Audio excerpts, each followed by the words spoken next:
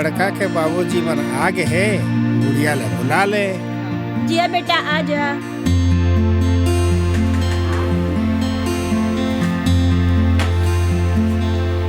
ये है तो हमारी बेटी है।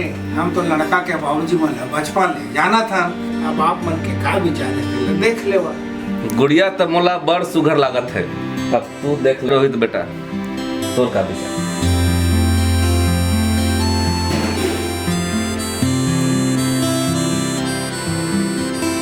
लड़की है बने सुखर है ना। हाँ हाँ मोला भी अच्छा लगा था। हाँ हाँ बढ़िया है। हाँ सही बात है।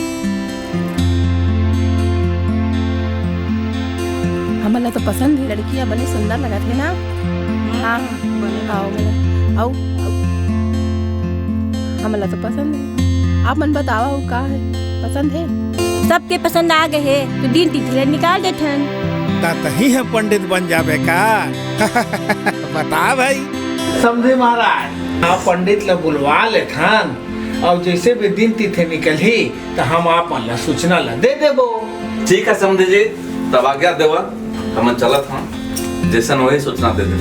ठीक है बेटा।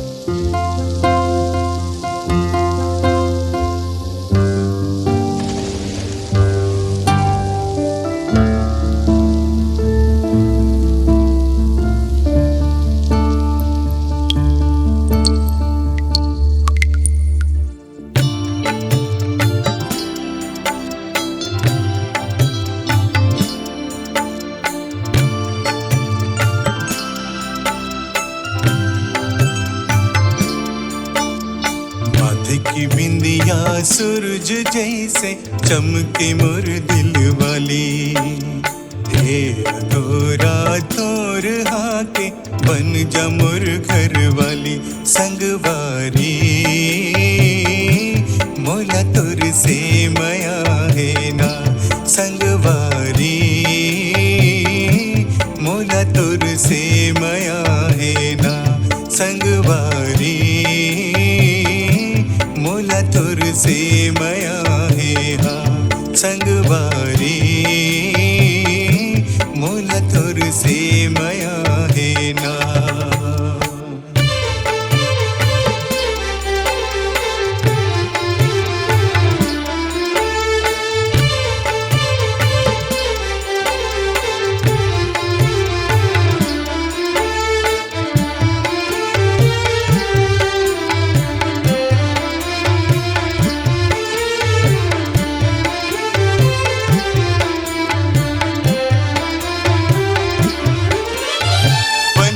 दीपक मोर जगमा करना तो ना जोर है।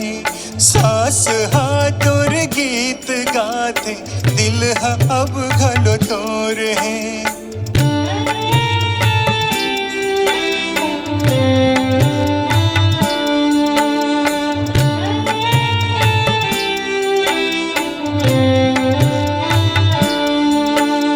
बन के दीपक मोर जगमा करना तो ना जोर है।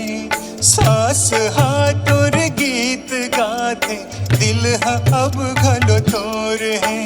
सास हाथोर गीत गाथे दिल हा अब घलो तोर है। सास हाथोर गीत गाथे दिल हा अब घलो तोर। संगवारी